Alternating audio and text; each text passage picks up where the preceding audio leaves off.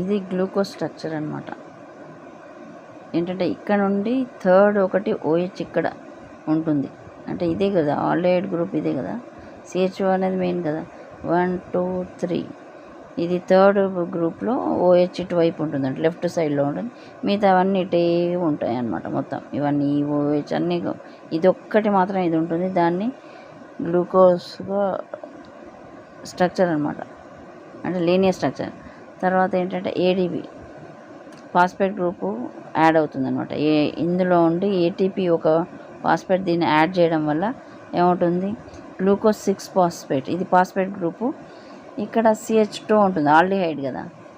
Aldehyde నుండి H ఇక్కడ ఈ H ఉంది కదా, ఈ H కలిపి ఇక్కడికి వెళ్ళిపోతాయి. ఇక్కడ CO మిగులుతుంది, అంతే తేడా. ఇది ఒక్కటే తేడా. CHO addition of phosphate group is phosphorylation. Aldehyde CO ketone.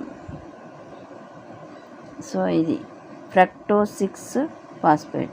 Fructose అంటే కీటో కదా, గ్లూకోజ్ అనేది ఆల్డిహైడ్ ఫామ్, ఫ్రక్టోజ్ అనేది కీటో ఫామ్. ఇది ఇలా. ఫాస్ఫేట్ అనేది మామూలుగా ఉంటుంది.